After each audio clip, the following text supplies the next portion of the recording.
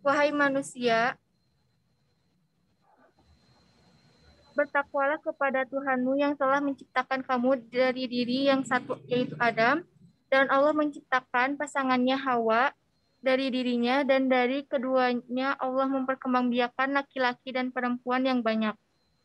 Bertakwalah kepada Allah yang dengan namanya kamu saling meminta dan peliharalah hubungan kekeluargaan. Sesungguhnya Allah selalu menjaga dan mengawasimu.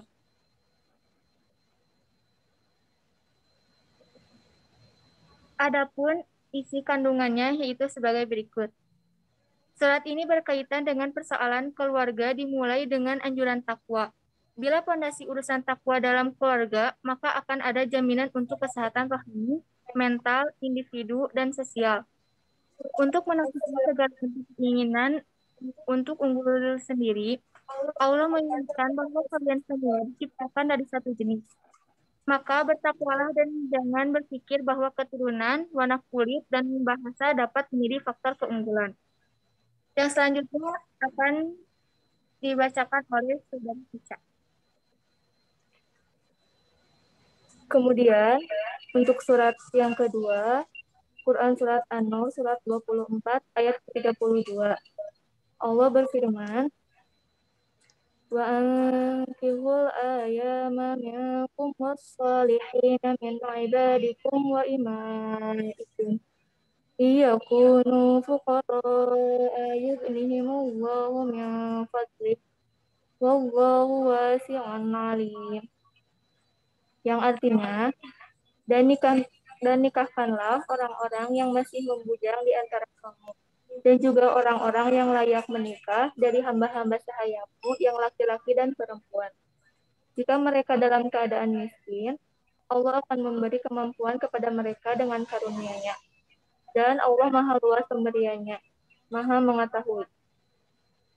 Kemudian untuk isi kandungannya, dalam surat An-Nur ayat 32 dijelaskan bahwa menikahlah jika belum mampu menikah, maka lebih baik dia menjaga kehormatannya sampai Allah memberi kecukupan kepadanya. Dalam hadis Bukhari dan Muslim dijelaskan bahwa jika tidak mampu ongkos nikah, maka disarankan untuk berpuasa.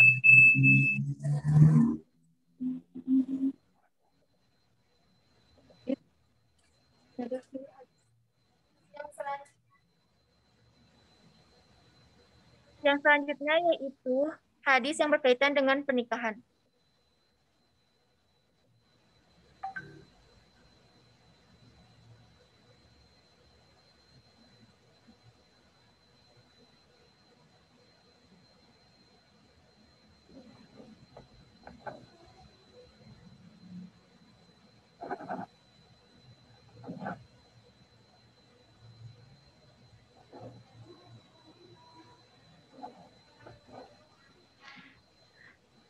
Hadis riwayat Al-Baihaqi dari Anas bin Malik radhiyallahu an, ia berkata bahwa Rasulullah Shallallahu alaihi wasallam bersabda, "Idza tazawwajal abdu faqad kammala nasfad din falyattaqillah fin nisfil baqi."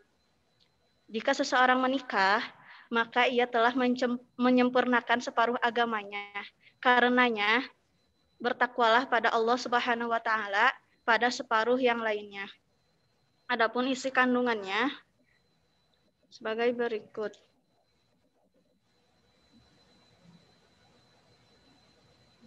Para ulama berpendapat bahwa umumnya yang merusak agama seseorang adalah kemaluan dan perut. Dengan kemaluan, seseorang bisa terjebak dalam lembah zina. Adapun perut dikonotasikan dengan keserakahan, sehingga bisa jadi hak orang lain pun akan makan dengan keserakahannya. Menikah berarti membentengi diri dari salah satunya, yaitu zina dengan kemaluan. Itu berarti dengan menikah separuh agama, seorang pemuda telah terjaga dan sisanya ia tinggal menjaga perutnya.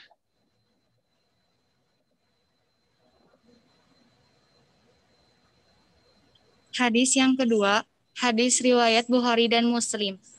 Bismillahirrahmanirrahim. Ya ma'syarasy syababi minastata'a minkum ba'ah falyatajawja fa inna wa'adu libasari wa ahsayna lil faraj wa malam yastata falyakhilisawmi fa innahu lahu yang artinya, wahai para pemuda, barang siapa di antara kalian berkemampuan untuk menikah, maka menikahlah. Karena nikah itu lebih menundukkan pandangan dan lebih membentengi parji atau kemaluan. Dan barang siapa tidak mampu, maka hendaklah ia saum atau puasa, karena saum itu dapat membentengi dirinya. Adapun isi kandungannya, yaitu dianjurkan kepada para remaja yang sudah mampu untuk segera menikah agar kondisi jiwanya lebih sehat, dan keutamaan yang paling utama adalah untuk menjaga hawa nafsu. Dengan menikah, kita bisa melampiaskan hawa nafsu kita kepada pasangan yang sah, sehingga bisa menekankan maraknya zina dan perbuatan pelecehan di kalangan masyarakat.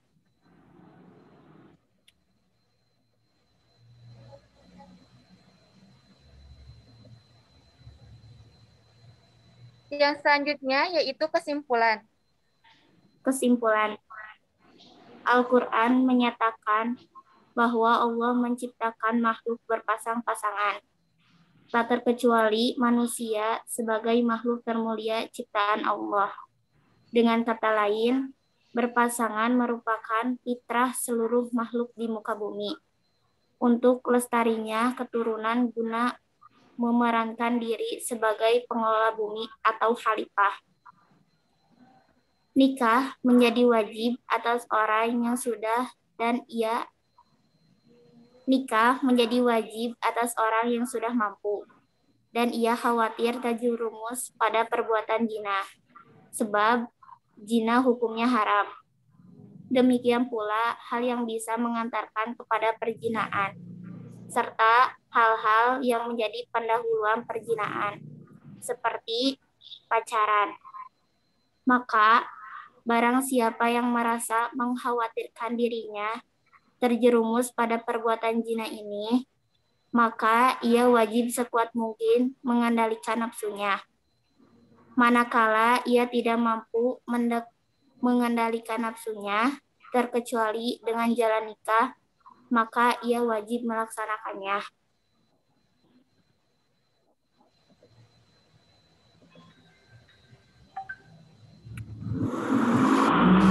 Dan barang siapa yang belum mampu menikah, namun ia ingin sekali melangsungkan akad nikah, maka ia harus rajin mengerjakan puasa. Hal ini berdasarkan hadis Bukhari dan Muslim yang sudah dijelaskan di atas. Kini jelas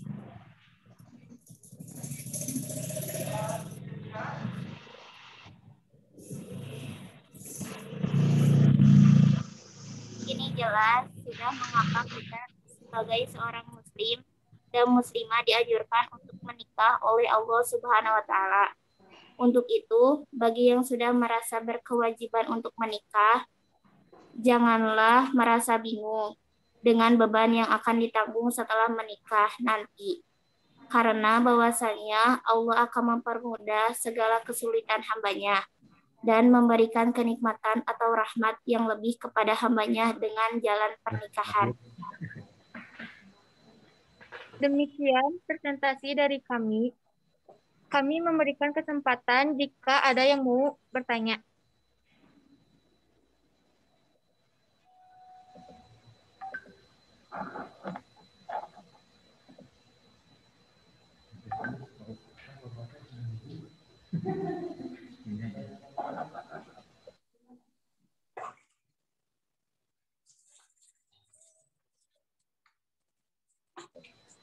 Baik, apa sudah disimak semuanya? Barangkali mungkin ada yang mau ditanyakan ataupun ditambahkan untuk kelompok 1 dari seluruh anggota kelas ini. Silakan dihidupkan saja mikrofonnya.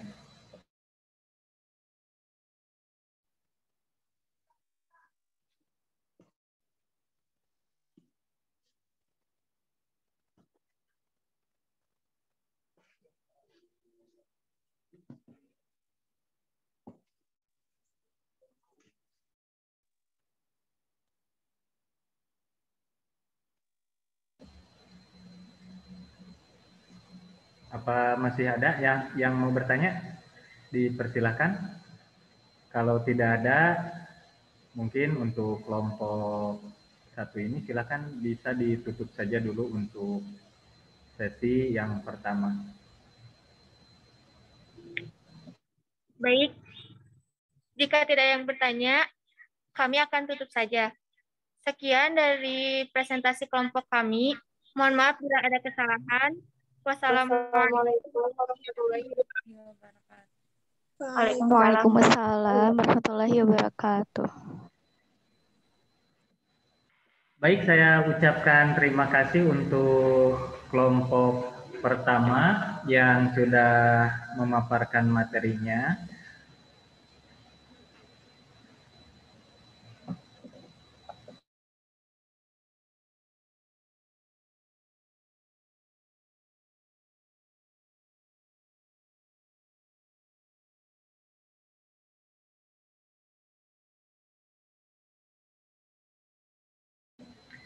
Baik, sebagai penjelasan yang terakhir, jadi tadi sudah dipaparkan mengenai hukum menikah ya, landasan hukum untuk pernikahan. Jadi pada dasarnya pernikahan itu merupakan sesuatu hal yang disyariatkan dalam ajaran Islam, dan ini menjadi sunnah bagi orang-orang yang memang berkehendak. Nah, pada dasarnya hukum pernikahan itu tidak semua sama. Jadi menikah itu tidak semua hukumnya sama. Kadang-kala berbeda tergantung dari kondisi orang-orang yang mau melangsungkannya. Ada yang hukumnya wajib, bisa juga menjadi sunat, bisa juga menjadi haram, bahkan terlarang gitu, pernikahan tidak boleh menikah. Ada juga yang makruh. Nah, seperti apa yang wajib itu? Nikah hukumnya menjadi wajib bagi orang-orang yang secara jasmani maupun rohani sudah mampu untuk melangsungkan pernikahan. Jadi fisiknya sudah dewasa, kemudian dia juga mampu untuk melaksanakan pernikahan, dan kalau seandainya tidak menikah, dikhawatirkan dia itu bisa terjerumus ke dalam jurang perzinahan. Maka bagi dia itu nikah hukumnya wajib. Pertama itu yang wajib. Kemudian yang kedua, nikah hukumnya bisa sunat. Bagi siapa? Bagi orang-orang yang memang secara jasmani sudah mapan, kemudian secara kemampuan juga dia sudah, walaupun tidak ada keinginan untuk menikah.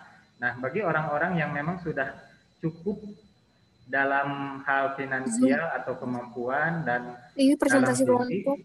maka PowerPoint dipersilakan untuk menikah. Kemudian yang berikutnya, yang ketiga, nikah itu ada yang hukumnya Nyarata itu kasih pahiji ke IPS 2 sampai ke angka bulan Maret. Jadi nikah yang hukumnya makruh itu bagi siapa? Nikah hukumnya makruh bagi orang-orang yang memang secara jasmani sudah ingin untuk menikah, sudah ya pengen sekali menikah, tetapi belum memiliki kemampuan secara finansial untuk melangsungkan pernikahan. Maka baginya itu hukumnya makruh. Kenapa makruh? Dikhawatirkan setelah menikah itu, maka yang terjadi bukanlah sebuah bangunan rumah tangga yang sakinah, mawaddah, warohmah, melainkan menjadi sebuah bencana mungkin ya, dikarenakan kurang siapnya secara finansial. Yang dimaksud dengan finansial ini adalah harta benda, karena pada dasarnya dalam rumah tangga ini yang menjadi modal dasar itu adalah kekuatan daripada ekonomi. Nah, ekonomi ini dipertimbangkan ya dalam pernikahan, sehingga orang-orang yang memang berkehendak untuk menikah, maka diharapkan dia itu memiliki sebuah pekerjaan misalnya yang bisa menghasilkan Dikarenakan membangun sebuah rumah tangga itu harus disokong juga dengan perekonomian. Nah, ini menjadi penting ya. Dan bagi orang yang belum mampu untuk dalam hal perekonomiannya tetapi sudah ingin menikah, maka baginya hukumnya makruh. Kemudian selanjutnya nikah itu dihukumi mubah atau boleh karena pada dasarnya siapapun manusia itu dipersilahkan untuk melakukan pernikahan yang sah, yang mana ini menjadi syariat dalam ajaran Islam dan menjadi sunat Rasul ya dalam hal menikah ini. Sebagaimana dalam hadis dijelaskan, ya masyarus syabab man istata'a minkumul ba'ata falyatazawwaj fa innahu aghaddu lil basar. Wahai para pemuda, nikahkah kalian itu? Jadi disuruh untuk menikah kalau memang sudah mampu. Dan untuk apa yang disampaikan tadi oleh kelompok 1 itu sudah sangat luar biasa ya. Sebelumnya marilah kita berikan tepuk tangan dulu untuk performa dari kelompok 1. Oke. Mungkin itu untuk materinya, termasuk landasan-landasan hukum yang sudah dijelaskan tadi oleh kelompok 1. Baik, selanjutnya mungkin untuk performa yang berikutnya dari kelompok berapa ya? Dari kelompok mana? Yang baru hadir ini kelompok 3 ya di sini. Baik, silakan untuk materinya dikirim saja lewat Japri ke Bapak, nanti saya akan tampilkan dari sini. Atau kalau flash disknya dibawa bisa dikopikan langsung di komputer Bapak. Sambil menunggu ya, silakan dipersiapkan saja.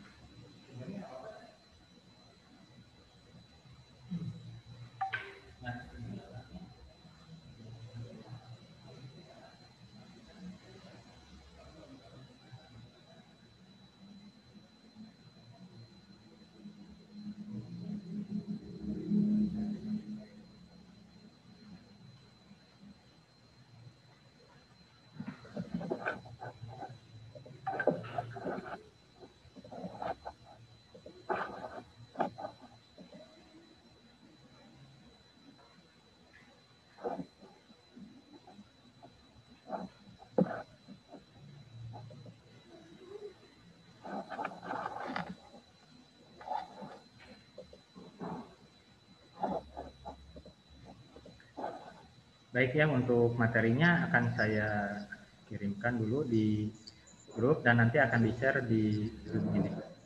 Ditunggu.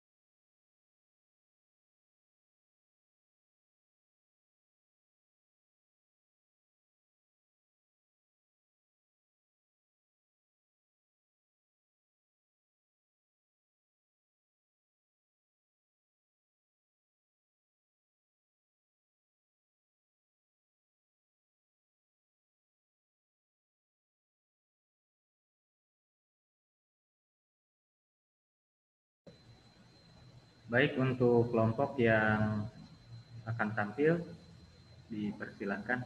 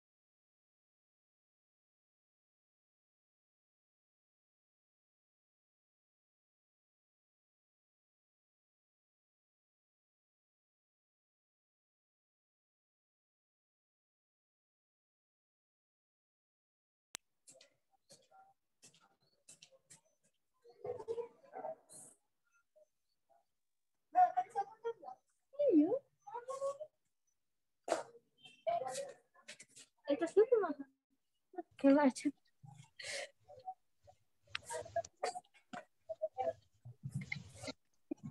Tiba parang ada.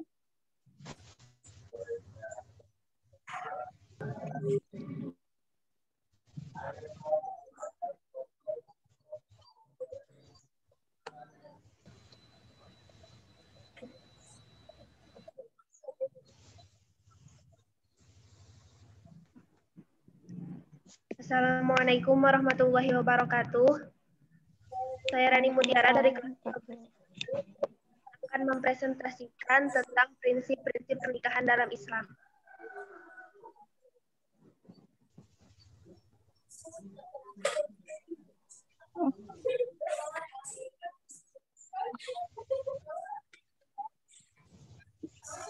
Nama saya Naili Nurusofi. Nama saya Mila Maratus Solihah. Nama saya Iti Nurana.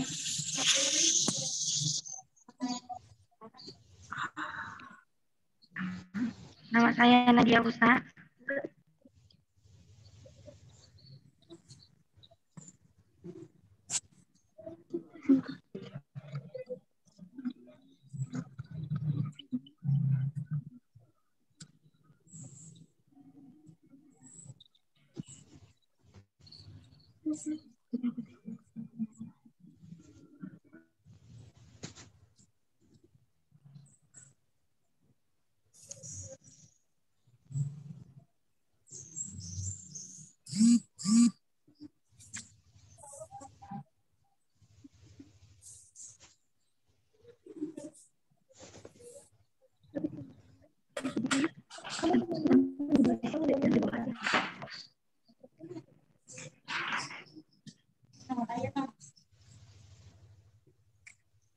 Sekarang ini kan presentasinya udah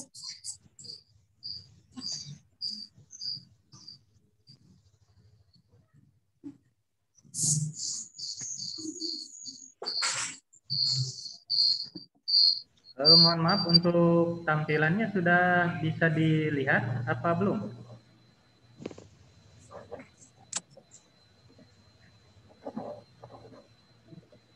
Baik, sebentar ya.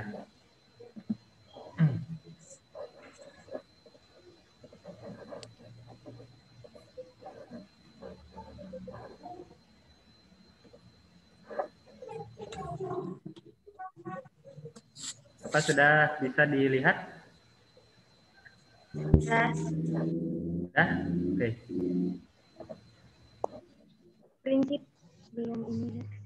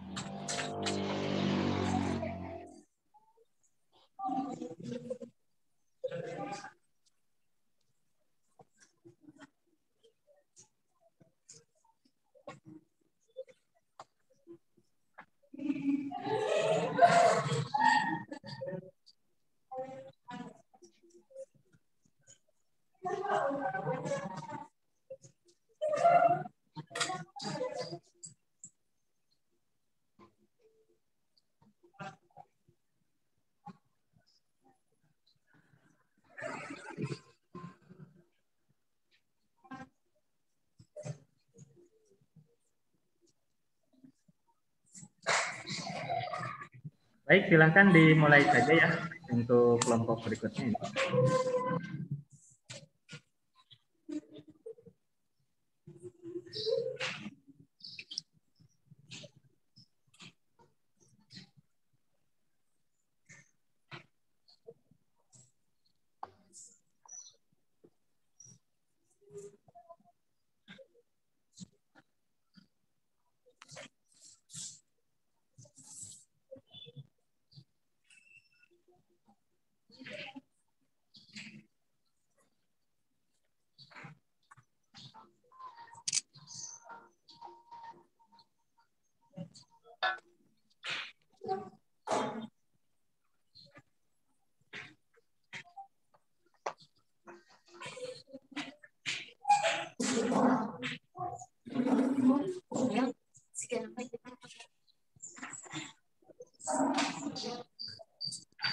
Gimana guys?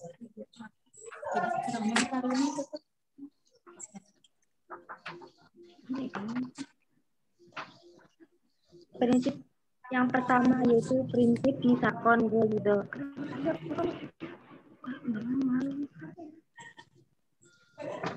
Pernikahan merupakan amanat dari Allah Subhanahu wa taala.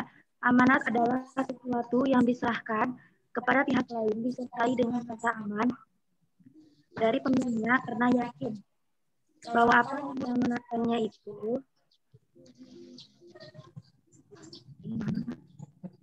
akan dipelihara dengan adalah amanat Allah kepada suami.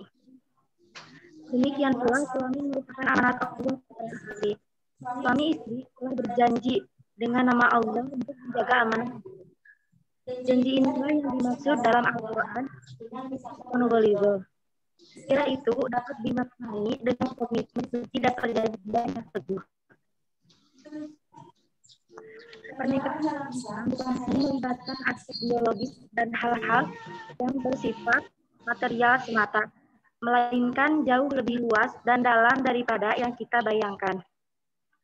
Pernikahan pun melibatkan aspek spiritual yang terdalam dari diri manusia.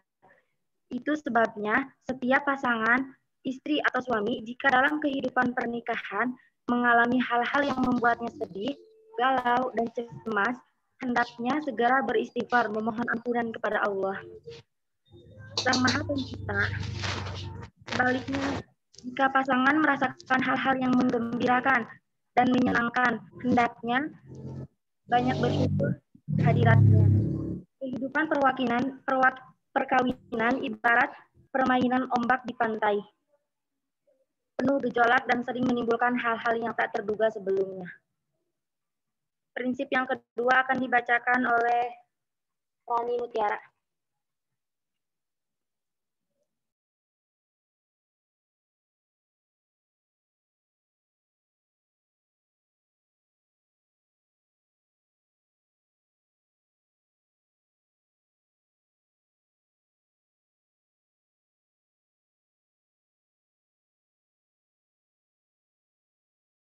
Perasaan batin manusia. Dua prinsip mawadah warohmah, cinta dan kasih sayang yang tak bertepi. Mawadah secara bahasa berarti cinta kasih, sedangkan rohmah berarti kasih sayang. Kedua istilah itu menggambarkan perasaan batin manusia yang sangat luhur. Mawadah juga menggambarkan suasana psikologis manusia yang dapat menerima orang lain apa adanya. Mawadah warohmah terbentuk dari suasana hati yang penuh keikhlasan dan kerelaan berkorban dengan kebahagiaan bersama. Sejak akad nikah, suami istri seharusnya telah dipertautkan oleh perasaan mawadah warohmah, sehingga keduanya tidak mudah goyah dalam mengarungi samudra rumah tangga yang seringkali penuh gejolak. Mawadah warohmah merupakan anugerah Allah Subhanahu wa taala dan hanya dilimpahkan kepada hamba-hambanya yang dikehendaki agar mereka dapat menikmati kehidupan suami istri dengan penuh sakinah atau kedamaian. Hal itu dipaparkan dalam firman Allah berikut. Di antara tanda-tanda kebesaran dan kekuasaan Allah adalah Dia menciptakan dari jenismu pasangan agar kalian memperoleh kedamaian dari pasangan tadi dan dijadikannya di antara kamu mawadah dan warohmah. Sesungguhnya yang demikian itu benar-benar terdapat tanda-tanda bagi kaum yang berfikir. Quran Surat Ar-Rum ayat 30, Quran Surat Ar-Rum ayat 21. Pasangan suami istri sangat dianjurkan memperbanyak doa dan tak lupa berikhtiar agar dianugerahi mawadah warohmah sehingga keduanya dapat saling mengasihi dan saling mencintai secara tulus dan ikhlas tanpa pamrih. Semua sikap dan perilaku suami istri dalam kehidupan bersama semata-mata bermuara pada kasih sayang dan cinta yang tulus tak bertepi. Prinsip yang ketiga akan dibacakan oleh teman saya.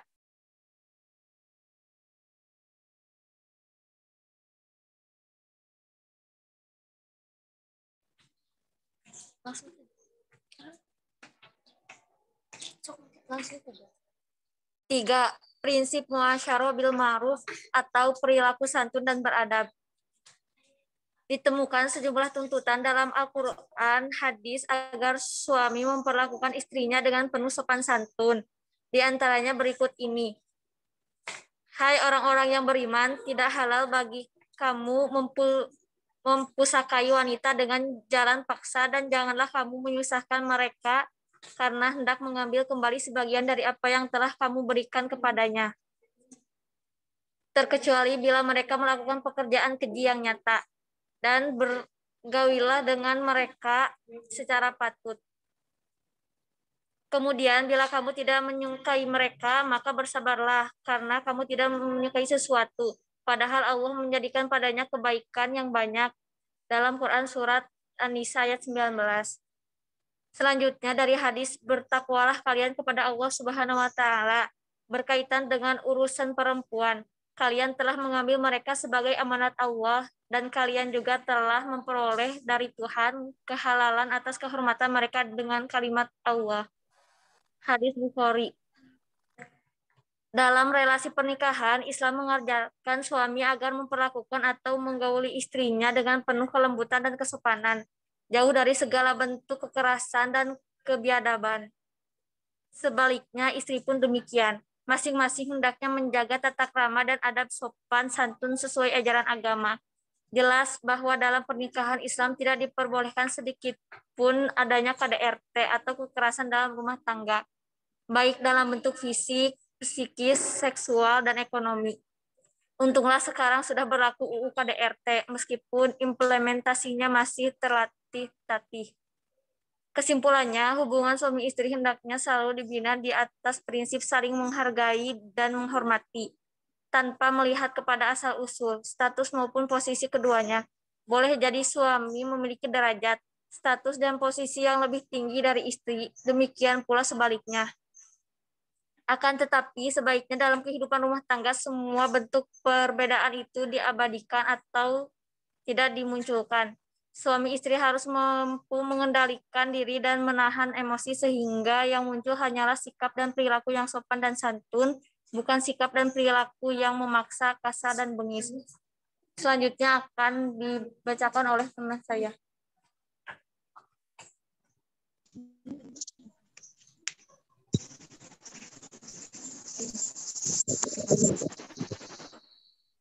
Prinsip yang keempat adalah prinsip musyawarah atau kesetaraan dan keadilan gender. Kebahagiaan hidup dalam pernikahan hanya dapat diwujudkan dalam kehidupan keluarga, manakala suami istri berada pada posisi yang setara dan sederajat. Itulah yang sekarang diistilahkan dengan kesetaraan dan keadilan gender. Sebab bagaimana mungkin suami istri bisa saling menghargai, saling menghormati, dan saling terbuka jika sang suami memandang istri lebih rendah atau lebih tinggi.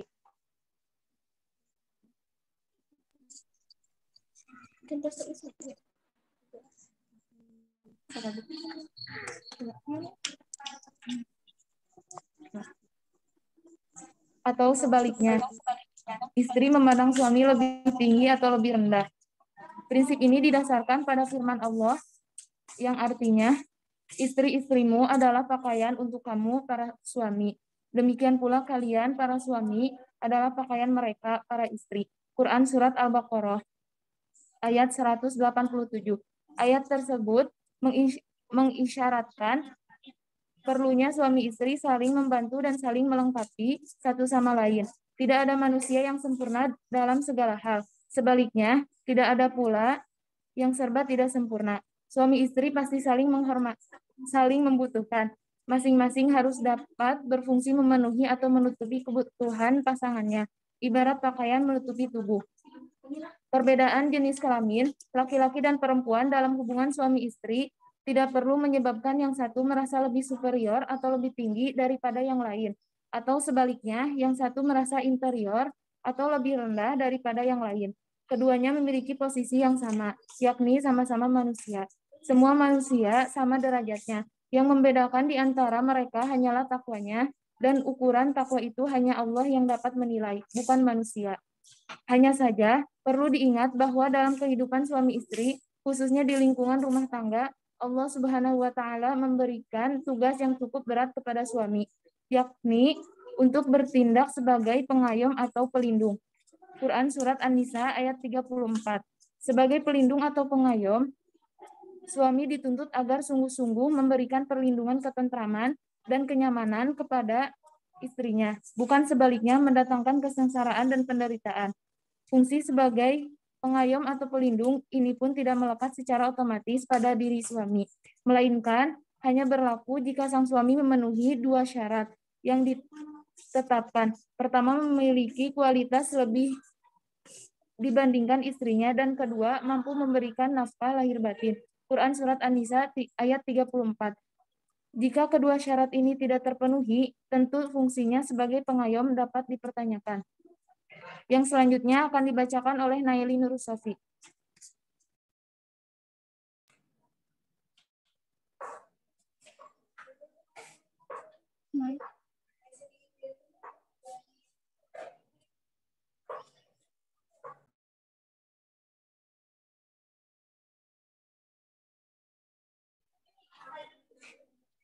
Lima, prinsip musyawarah atau komunikasi yang hangat dan intens. Prinsip ini didasarkan pada firman Allah, bermusyawarahlah di antara kamu mengenai segala sesuatu dengan cara yang baik. Quran Surat At-Toha ayat 65. Atas dasar prinsip musyawarah ini, suami atau istri tidak mengambil keputusan penting, khususnya menyangkut kehidupan keluarga secara sepihak, melainkan senantiasa perlu dirundingkan atau musyawarahkan bersama. Dengan memegang teguh pihak yang akan mengelak dari tanggung jawab dengan memegang teguh prinsip ini diharapkan bahwa manakala ada masalah, maka suami istri bertanggung jawab. Tidak ada pihak yang akan mengelak dari tanggung jawab, karena semua keputusan diambil berdasarkan kesepakatan bersama demi kepentingan keluarga. Membangun komunikasi yang hangat dan intens di antara suami istri menjadi kunci kebahagiaan dalam perkawinan. Masalahnya, kebanyakan kita lebih mudah dan juga lebih suka membangun hubungan yang hangat dengan orang lain ketimbang dengan pasangan sendiri. Memang tidak mudah, tapi komunikasi harus dibangun dan dilanggengkan sepanjang hayat dengan pasangan. Khalifah Umar bin Khattab mengibaratkan ikatan suami istri dengan seutas benang yang mudah sekali putus, sangat peka. Karena itu, jika yang satu menarik, yang lain mengulur. Jika yang satu mengencangkan, yang lain mengendorkan. Demikian seterusnya. Dengan ungkapan lain, diperlukan seni berkomunikasi dalam relasi pernikahan. Rasulullah Shallallahu Alaihi Wasallam sering kali menyebutkan, Baiti jannati, rumahku adalah surgaku. Di balik sabdanya itu, Rasul hendak mengingatkan kita, para pengikutnya, agar berusaha menjadikan rumah masing-masing seindah dan senyaman surga. Surga dalam kehidupan rumah tangga harus diciptakan, dan itu perlu kerjasama yang serius dan sungguh-sungguh dari kedua suami istri. Tidak mungkin hanya sepihak saja. Sekian presentasi dari kelompok kami. Oh, kesimpulan, Nak.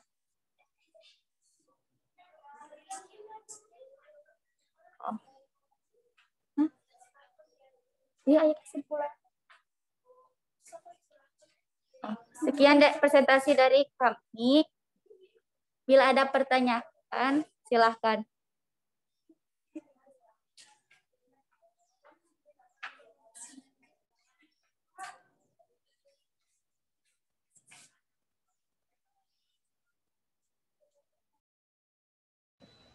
Ya, barangkali ada yang ingin ditanyakan dari anggota kelompok yang lain ataupun mau menambahkan, silakan dibuka saja mikrofonnya.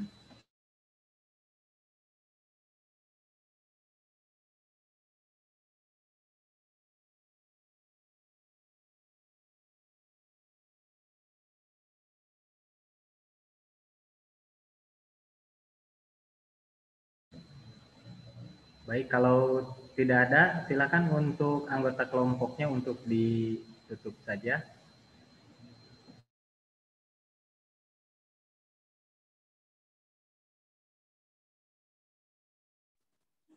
Sekian presentasi dari kami.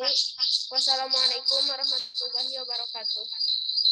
Waalaikumsalam warahmatullahi wabarakatuh. Waalaikumsalam warahmatullahi wabarakatuh. Ya, terima kasih untuk kelompok yang sudah tampil di sesi yang kedua. Sebelumnya kita berikan aplaus dulu ya untuk kelompok yang sudah tampil.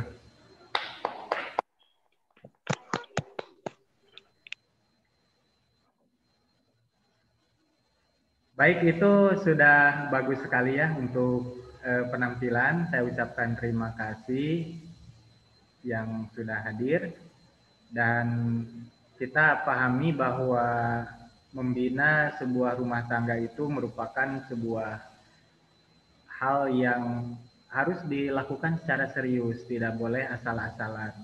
Nah, serius ini dalam artian ketika kita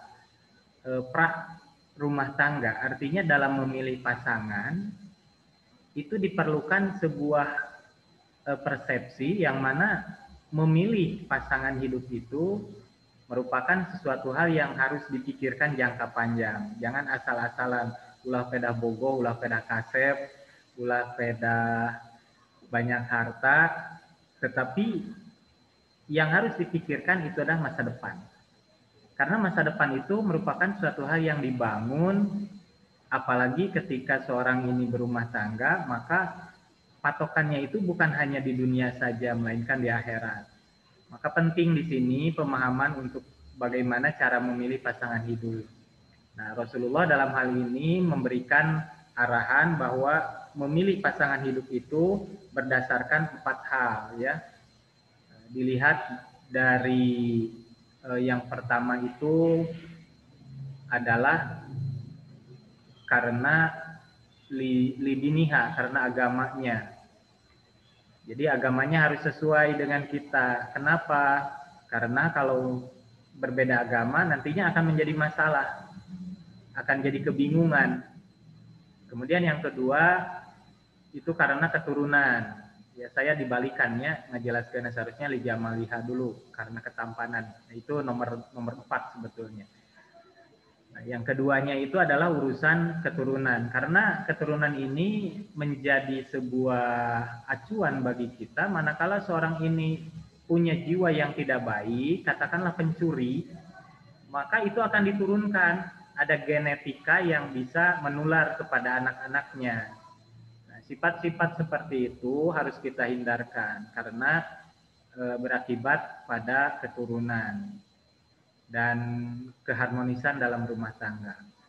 Nah, bukan hanya keturunan daripada kita saja, kita juga harus lihat orang tua dari pasangan kita. Kalau toh di antara contohnya antara pasangan kita ini orang tuanya ada yang jahat, nah ini akan menimbulkan satu masalah baru. Mungkin kita akan mengalami permasalahan di masa depan ketika sudah berhubungan rumah tangga dengan seseorang, kemudian contohnya bapaknya ditewak polisi. Ini kan menjadi sebuah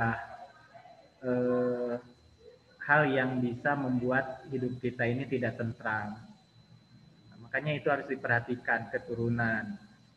Dan keturunan ini jelas merupakan sesuatu hal yang nantinya akan menurun juga. Jadi genetika ini menurun. Kemudian yang berikutnya adalah karena hartanya. Dalam hal ini bukan maksudnya seorang yang kita pilih menjadi pasangan hidup kita ini harus orang yang kaya raya, bukan. Melainkan seseorang yang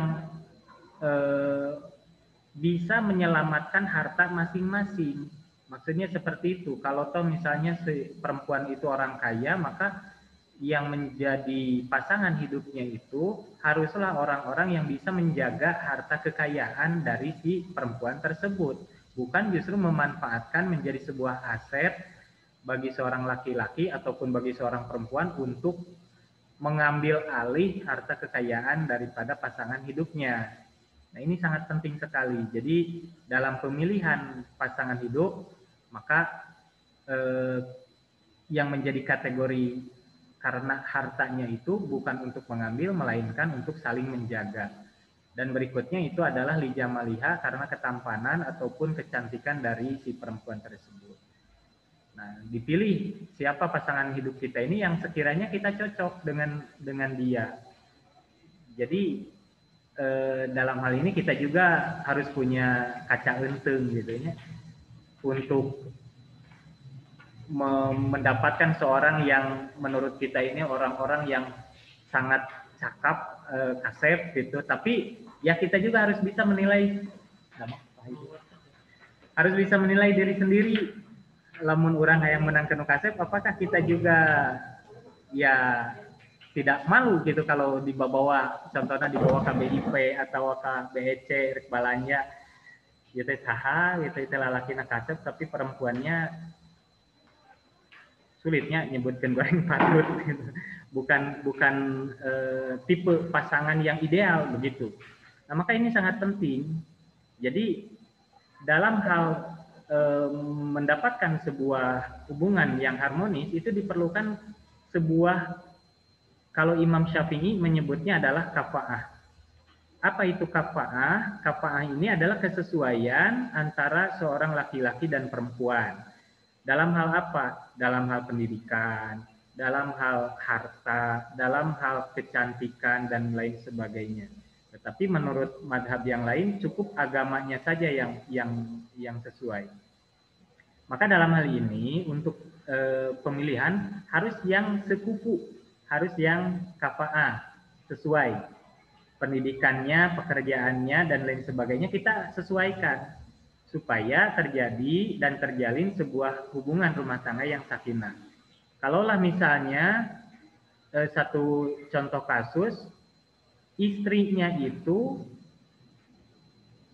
pekerjaannya menjadi sebuah direktur misalnya, dan suaminya itu hanya sebatas pekerja biasa saja, dan istrinya itu memiliki penghasilan yang besar dibandingkan dengan suaminya, maka kadangkala ini menjadi permasalahan dalam rumah tangga itu. Kebanyakan ya, ini kasusnya si suaminya itu didepak, dijejak gitu.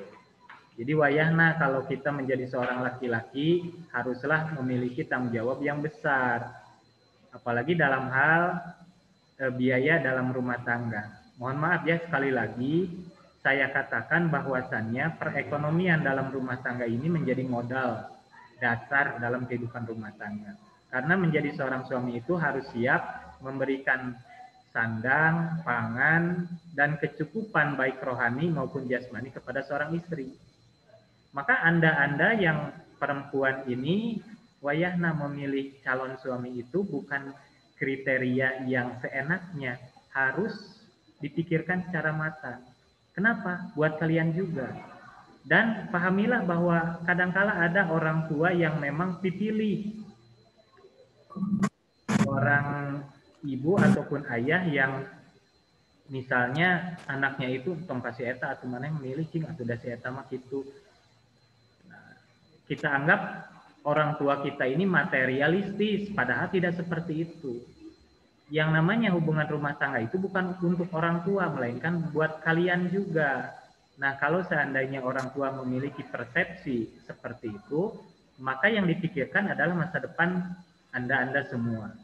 Jadi perhatikanlah dengan siapa kita suatu saat nanti akan berlabuh gitu ya dengan pasangan kita, maka hal itu menjadi pemikiran dari sekarang.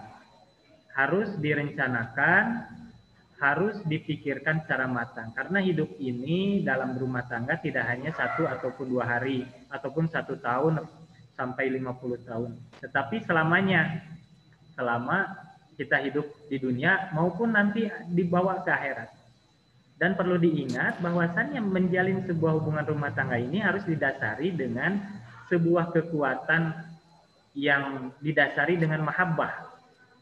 Mahabbah itu katakanlah cinta, ya, kasih sayang. Begini nak, karena kasih sayang itu, rasa cinta, sebetulnya itu adalah hormon yang ada dalam diri kita. Dan suatu saat hormon itu akan hilang. Jadi lambat laun rasa cinta kita pada pasangan itu akan memudar karena itu sifatnya hormonal. Nah, maka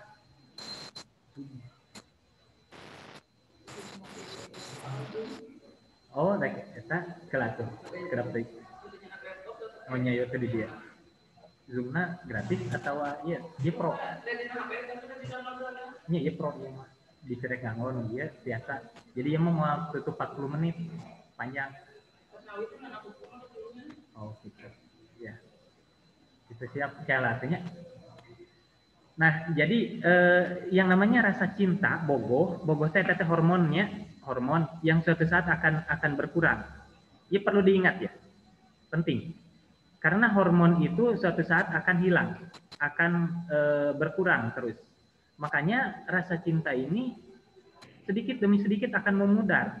Justru kadangkala tadi betul sekali apa yang disampaikan oleh kelompok yang barusan tampil, bahwasannya tanpa sebuah rasa cinta kasih sayang dalam rumah tangga itu tidak ada apa-apanya, dan ini merupakan sebuah modal utama dalam rumah tangga.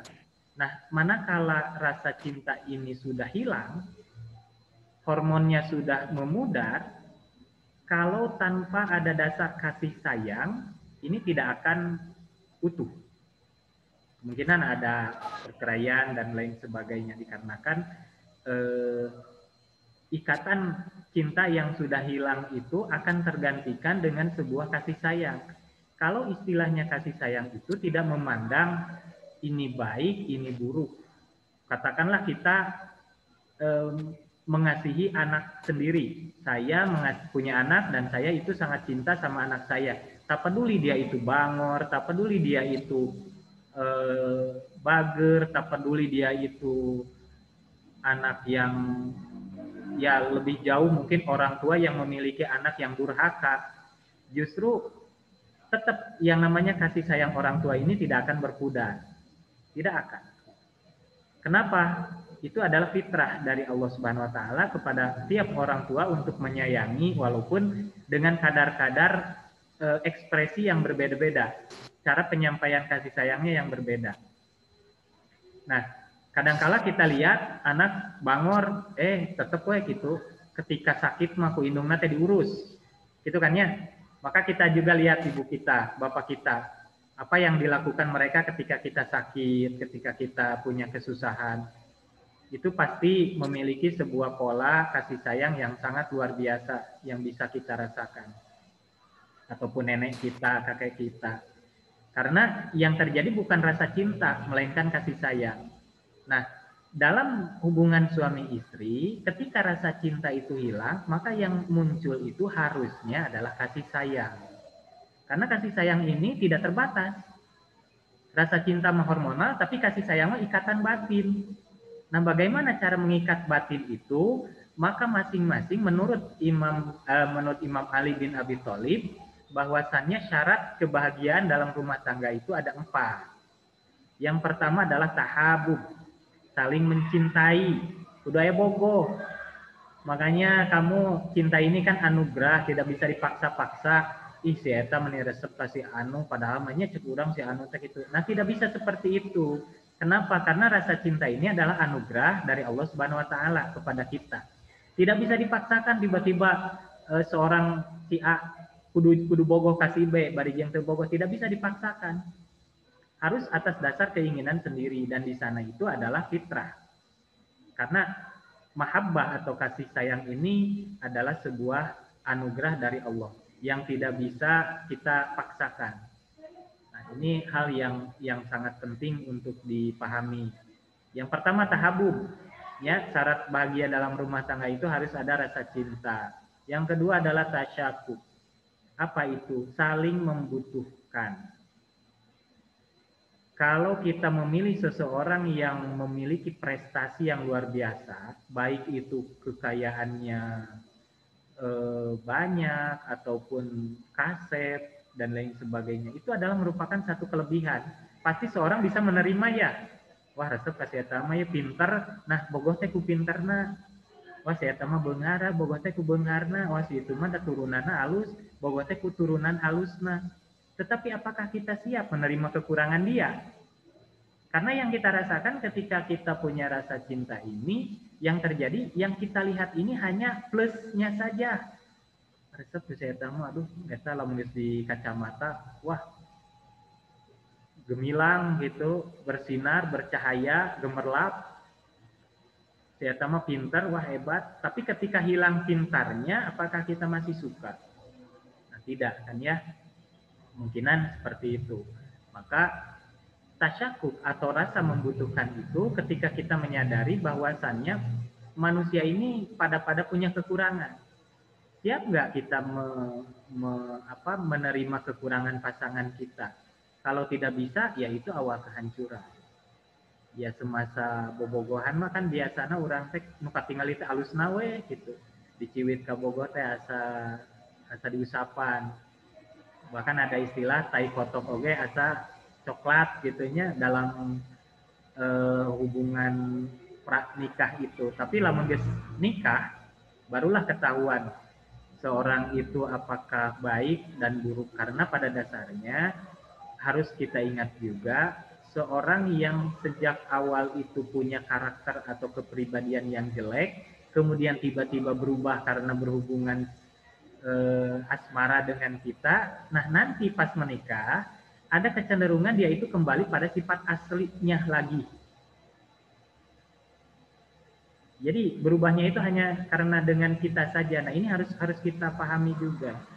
Makanya dalam hal pemilihan itu, dengan siapa kita mau membina sebuah rumah tangga, maka yang harus dipikirkan adalah apakah kita siap juga menerima kekurangan masing-masing. Nah, kekurangan masing-masing itu haruslah menjadi pelengkap. Kalau kita ada yang kurang, maka pasangan kita lah yang menyempurnakan. Harus seperti itu. Jadi saling menutupi kekurangan, yaitu tasyakuk. Kemudian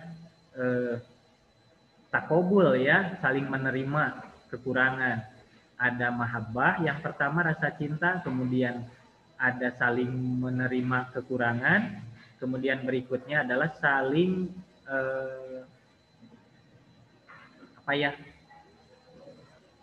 yang berikutnya itu adalah ya saling membutuhkan, itu saling menutupi kekurangan dan saling membutuhkan. Nah, ini adalah bahan-bahan dalam hubungan rumah tangga agar terciptanya sebuah ikatan yang harmonis. Dan apalah jadinya kalau sebuah rumah tangga ini ongko rumah tangga tetapi istilahnya awet rajet. Nah, ini tidak boleh sampai terjadi. Dan yang terakhir itu adalah sabar dan syukur dalam menerima kenyataan. Dengan siapapun kita ini berpasangan, maka syaratnya ada dua. Agar hidup sempurna itu adalah dengan sabar dan syukur. Sabar dalam artian ketika kita mengalami sebuah kendala dalam kehidupan kita, baik dalam hal apapun, kena musibah, dalam hal kemiskinan, dalam hal kekurangan, maka yang harus kita lakukan adalah kita bersabar. Bersabar itu bukan artinya pasrah, ya. Jangan disalahartikan. Yang namanya sabar itu pasrah, bukan pasrah. Tetapi sabar ini adalah menghadapi sebuah kenyataan dan menerima kenyataan. Kemudian berikutnya adalah mengevaluasi diri agar kedepannya lebih baik. Nah, ini yang dimaksud dengan sabar. Jadi sabar itu lain pasrah. Hilangkan definisi sabar itu pasrah, ya. Kalau syukur, ya syukur juga sama, satu sikap mulia yang dialokasikan dengan sebuah rasa gembira. Jadi memperlihatkan kegembiraan itu termasuk rasa syukur kita. Ini sangat penting ya, sangat penting sekali untuk dipahami. Jadi mulai dari pra pernikahan dengan siapa kita memilih pasangan, maka pilihlah seseorang yang memang menurut kita ini cocok dan masa depan kita ini bukan masa depan yang suram. Nah, itu tinggal dipikirkan ya. Bukan alokasinya tidak hanya pada duniawi saja, tetapi ukhrawi. Karena hidup berumah tangga ini tidak hanya di dunia, melainkan juga di akhirat. Yang bisa membimbing kita ke jalan yang benar, juga dalam hidup ini kita bisa bahagia dalam menjalani hidup.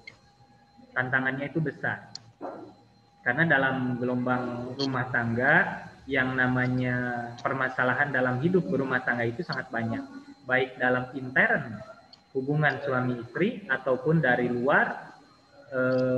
luar lingkungan kita, baik dari orang terdekat kita, mertua misalnya, adik atau kakak kita, biasa muncul permasalahan-permasalahan. Nah, dalam hal ini maka kesiapan kita menghadapi semua permasalahan dalam hidup ini menjadi kunci utama kebahagiaan di dunia. Dan satu kunci bagi kita ya, agar kita bisa hidup bahagia di dunia dan di akhirat, ini cuma tips saja. Kalau kita ingin bahagia hidup di dunia, maka fasilitas hidup kita di dunia ini harus terpenuhi. Itunya. Kalau kita ingin bahagia hidup di dunia, maka fasilitas hidup kita di dunia ini harus terpenuhi. Kebutuhan kita di dunia ini harus terpenuhi. Kalau kita ingin bahagia di akhirat, maka amaliyah, ibadah, dan lain sebagainya itu juga harus kita penuhi. Maka kesempurnaan hidup di dunia dan di akhirat, manakala fasilitas di dunia kita penuhi dan amaliyahnya menjadi baik.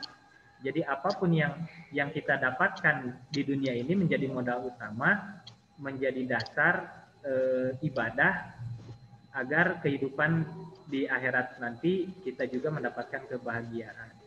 Itulah insan yang sempurna. Dan kebahagiaan itu memang tidak bisa diukur dengan materi, bukan dengan mobil yang banyak, bukan dengan rumah yang bertingkat dan lain sebagainya. Itu cuma kelebihan saja. Yang terpenting itu adalah terjalinnya sebuah hubungan dalam rumah tangga yang didasari dengan rasa cinta kita kepada Allah Subhanahu wa taala. Maka kurang dan sifat seperti itu, permasalahan sebesar apapun akan mudah dihadapi. Dan ingat, yang namanya berhubungan suami istri ini adalah satu tantangan yang sangat luar biasa, di mana jangan pernah memikirkan bahwa hidup kita ini bisa bahagia seutuhnya selamanya. Pasti akan mengalami ombak. Makanya kita ini harus bisa mengarungi sebuah ombak di lautan ini bukan dengan mengikuti arus, tetapi mengikuti kemana arah angin untuk dijalankan, dan tetap yang namanya setir itu harus pada tujuan. Jadi ombak di lautan atau aliran sungai yang kita tempuh itu harus menyampaikan kita pada tujuan. Ombakna tadi itu ya kurang diikuti ombakna, tetapi tetap setir kurang kudu karena tujuan. Aliran sungai itu hanya menyampaikan saja, ulah nuturkeun karena kemana air mengalir. Karena kalau seperti itu tidak punya tujuan, tapi gunakan air mengalir itu sehingga kita sampai pada tujuan. Di depan pasti ada belokan. Ya kemana beloknya ya tergantung tujuan kita. Dan itu haruslah menjadi sebuah rencana jangka panjang bagi kita semua ya. Agar di kehidupan kedepannya itu tidak ada penyesalan. Nah, maka duhungnya, kekasih anu, duhungnya, maka jeng. Coba bikin dulu. Iya, gitu. Nah, yang terjadi seperti itu. Tinggal beli pernikan. Karena ingat juga yang namanya orang bilang cinta itu buta. Cinta itu buta. Jadi apapun yang dirasa ketika seorang itu mengalami seperti itu, maka yang terjadi adalah melupakan logika. Jadi sulit untuk berpikir. Karena yang namanya orang berpikir itu harus netral. Dan orang yang memiliki rasa cinta ini orang yang tidak netral, ngagedekeun hati gitu. Hanya mengikuti kata hatinya saja. Cek batur mana uyuhan daek kasih eta. Da urang ngomong paduli, itu rasa peduli itu penting bagi kita. Dan apa yang mohon maaf ini saya katakan, apa yang saya lakukan dulu ketika menikah itu adalah mengkomunikasikan apa yang menjadi perasaan dalam saya itu kepada ibu saya. Jadi pastilah setiap kali ada suatu hal saya suka bilang, suka curhat pada ibu saya. Kenapa sama ibu? Ya saya mau ke siapa lagi? Karena kalau mungkin ke orang lain nanti sarannya nggak sesuai. Gitu. Kalau kita punya masalah curhat nakan orang salah paling geus lah urangnya kamari. Contoh nih, orang kamari sarua ngalami siga kitu aing mabok we. Nah, itu salah satu contoh curhatan kita pada orang yang salah, tidak bisa mengarahkan gitu. Wah, maneh ayeuna di nyeri ku batu mah ku aing cenah eta jelemana urang siksa. Tuh kan itu jadi salah juga, salah kaprah. Bukan penyelesaian masalah yang baik. Makanya selalu komunikasikan apapun yang terjadi dalam hidup kita ini kepada orang tua kita, kepada saudara kita, kepada orang-orang yang memang bisa menyelesaikan masalah secara baik. Ke guru-guru bisa juga. Tapi kalau perempuan bagusnya guru yang perempuan juga supaya sama perasaannya, ya. Kalau misalnya kamu anak perempuan, maka kadangkala lebih bagus itu curhat pada bapak, ya, pada seorang bapak. Kalau laki-laki pada seorang ibu. Jadi kalau kamu yang perempuan curhatnya ke bapak kalian gitu. Itu yang lebih utama. Coba jalin hubungan yang baik dengan keluarga itu. Seperti dulu saya pernah menugaskan kepada kalian untuk meminta maaf kepada orang tua. Pernah nggak? Pernah ya? Meminta maaf sama orang tua pernah ditugaskan dulu? Nah, apa kesan kamu itu? Akan semakin dekat dengan orang tua. Apalagi kamu sudah dewasa sekarang. Yang perempuan-perempuan yang cantik-cantik yang ada di sini ini pasti suatu saat bakal dipauk, batur gitu. Kamu itu akan dicuri oleh laki-laki nantinya. Jadi hak orang lain bukan hak orang tua. Maka sing hade ke orang tua mulai dari sekarang. Dan ingat yang namanya kewajiban kepada suami itu lebih utama dari kewajiban kepada orang tua kita sendiri. Maka mulai dari sekarang jangan sampai orang tua kita ini menyesal telah membesarkan kita. Coba perbaiki hubungan kalau ada masalah dengan orang tua. Dan ini menjadi kunci kebahagiaan dalam rumah tangga ke depannya. Karena bagi seorang laki-laki, kalau toh kita ingin berkecukupan dalam harta, maka kamu harus berbuat baik kepada kedua orang tua. Kalau kamu ingin berkah hartanya, maka kamu harus berbuat baik kepada istri ataupun suami kamu. Jadi ini kuncinya. Baik, mungkin itu saja yang bisa saya sampaikan. Kalau tidak salah ada satu kelompok lagi. Ini apa sudah 2 kelompok?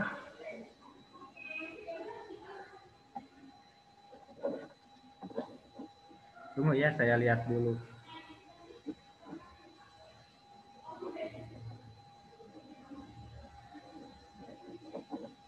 Bentar.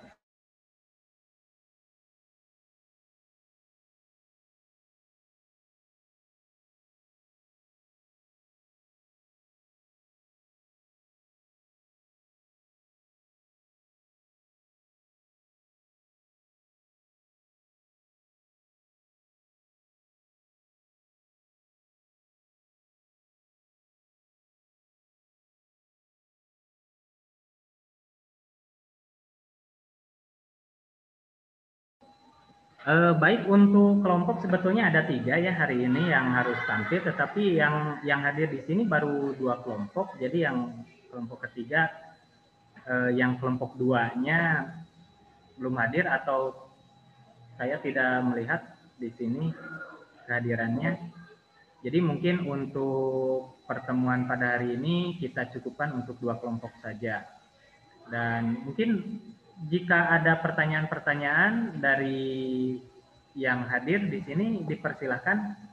Kalau ada yang mau bertanya ataupun menambahkan atau ya sekitar apa yang ingin disampaikan, silakan saja.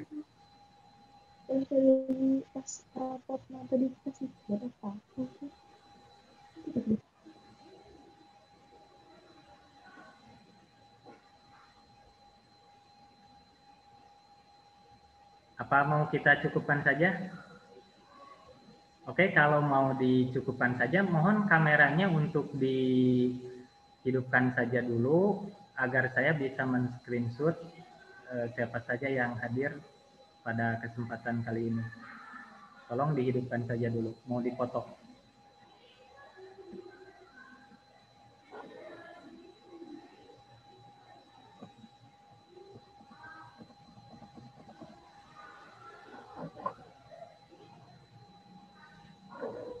Baik, saya ucapkan terima kasih terutama kepada kelompok yang sudah hadir.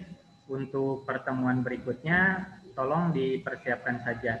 Dan teknisnya nanti sebetulnya bisa di rumah masing-masing ya untuk mengikuti Zoom ini, tidak harus ke sekolah. Jadi teknisnya mau kita rubah seperti apa nanti kita bahas di grup. Oke. Ada lagi ini? Ya, so. Ya mungkin itu saja yang bisa saya sampaikan dan mohon maaf kalau dalam rencana kemarin kita tidak ada udunan ya, berhubung itu kan enak pakai yang proma tidak terputus-putus jadi nyaman gitu. Jadi mohon untuk segera juga untuk pembayarannya ditunggu wayahna udunan sarereanya dibebankan kepada semua. Dan yang tidak punya kuota, saya masih punya kartu Aksis. Kalau mau silahkan ambil saja nanti. Yang butuh, walaupun Aksis kan cenah enakan, ya lumayan lah yang absen mah gitu. Jangan lupa absen juga ya. Baik, untuk selanjutnya kita tutup saja pertemuan pada hari ini. Saya ucapkan terima kasih yang sebesar-besarnya. Mohon maaf atas segala kekurangan. Assalamualaikum warahmatullahi wabarakatuh. Waalaikumsalam warahmatullahi wabarakatuh. Yang mau live silakan di end saja. Ya sebelum saya keluarkan semua.